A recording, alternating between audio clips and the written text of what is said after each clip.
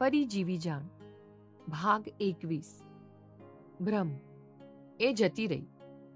આજુબાજુ જોઈ રહેલા કાર્તિકને સંગીતાબેને કહ્યું, સ્વાતિ જતી પણ રહી? માટીવાળા હાથ ધોઈ રહેલી નંદિનીએ આશ્ચર્ય સાથે પૂછ્યું. કેમ, તારે રોકવી હતી? કાર્તિકે પણ વહેતા નળ નીચે પોતાના હાથ રાખ્યા કે નંદિનીએ પોતાના હાથ તરત પાછા ખેંચી લીધા અને કોઈ પણ જવાબ આપ્યા વિના હોલમાં આવી સોફા પર બેસી ગઈ.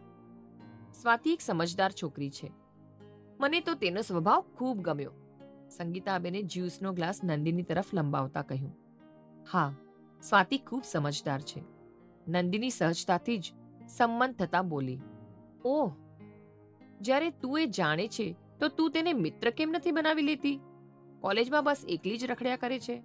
કાર્તિકે આવીને નંદિનીની બાજુમાં બેસી ગયો. તું પણ બનાવી શકે છે. નંદિનીએ કાર્તિકને વળતો જવાબ આપી દીધો. મારે તો મિત્રો છે. એ બધાએ માસ્ટર યુએસએમાં કરવાનું વિચાર્યું. મને પણ ખૂબ આગ્રહ કર્યો, પણ હું ફેમિલીથી દૂર ના જીવી શકું. કાર્તિક પોતાના મિત્રોને યાદ કરી જૂના દિવસોમાં સરી પડ્યો. અંદર પ્રવેશી ચૂકેલા અને બધી વાતો સાંભળી ચૂકેલા દેવાંશથી બોલી ઉઠાયું.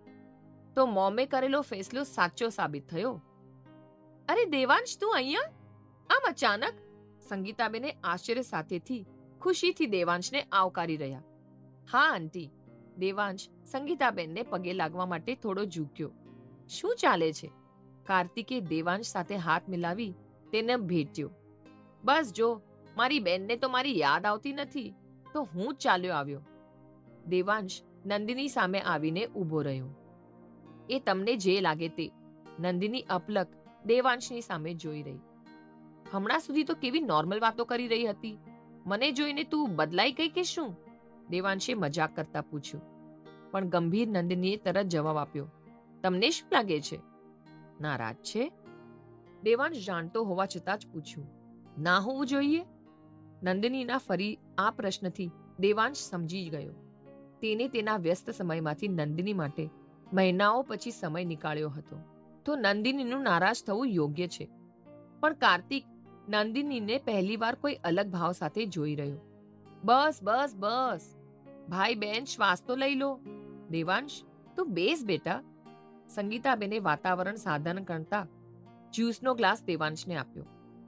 દેવાંશ અને કાર્તિક બાજુમાં બેસીને વાતો કરી રહ્યા હતા.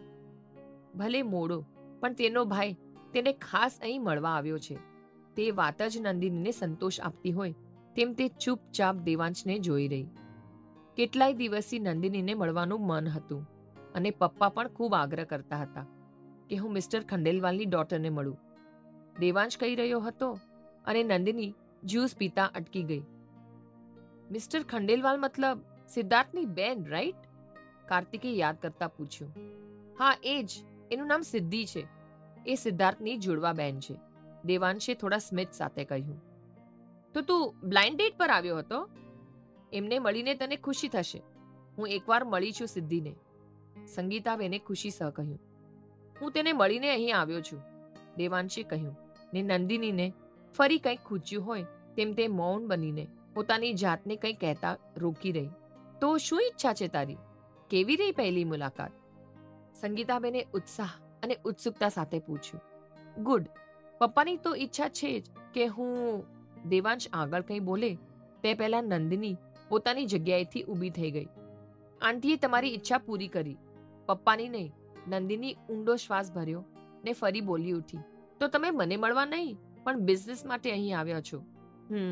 લગ્નમાં પણ બિઝનેસ? નંદિની બેપરવાહ હોય તેમ ચાલતી થઈ. નંદિની, એવું નથી. હું તને મળવા માટે પણ આવ્યો છું, દેવાંશે નંદિનીને રોકતા કહ્યું. તમે મહિનાઓ પછી મળવા આવ્યા, વાંધો નહીં. તમે તેમને પહેલા મળવા ગયા અને પછી મને મળવા આવ્યા છો, વાંધો નહીં. પણ તમે પણ તેમના જેવા બની જશો તો હું સહન નહીં કરી શકું. નંદિનીએ પાછળ ફરીને જોયું. દેવાંશ ચકિત બની નંદિનીને પૂછી રહ્યો. તેમના એટલે કોના જેવા? પપ્પા જેવો? શું હવે તને પપ્પા શબ્દ બોલવા પર પણ તકલીફ પડે છે? નંદિની કોઈ જવાબ વિના સ્થિર બની ગઈ. મારે તો બનવાનું જ હતું પપ્પા જેવું. આજે નહીં તો કાલે. એ વાત તું તો માત્ર જાણે જ છે, પણ હું સ્વીકારું છું. દેવાંશ કડવી સચ્ચાઈ સામે રાખતો હોય તેમ પોતાના શબ્દો પર ભાર આપ્યો. નંદિની ખામોશ બની વિચારી રહી. જાણે કોઈ નિર્ણય ઉપર પહોંચી ગઈ હોય તેમ બોલી ઉઠી. સારું, છોડો ને. તમારે કરવું હોય તે કરો. મને ક્યાં પૂછવું કે કહેવું જરૂરી છે? અરે હા, મને ક્યાં ક્યારેય કોઈને કહેવામાં પૂછવામાં આવે છે. અને એનીવે, લગ્ન કરો ત્યારે બોલાવજો, હું જરૂર આવીશ. નંદિનીએ હસવાના પ્રયત્ન સાથે કહ્યું. પણ તેનું હાસ્ય દેવાંગ, સંગીતાબેન અને કાર્તિકને ખૂંચ્યું. નંદિની, તું વાતને એક બીજી દિશામાં લઈ જાય છે. કાર્તિકે પરિસ્થિતિનો અસ્વીકાર કરતી નંદિનીને શાંત પાડવા કહ્યું. હું વાતની દિશા શું બદલીશ? જ્યારે ક્યાંય જવા માટે મારી પાસે કોઈ દિશા જ નથી.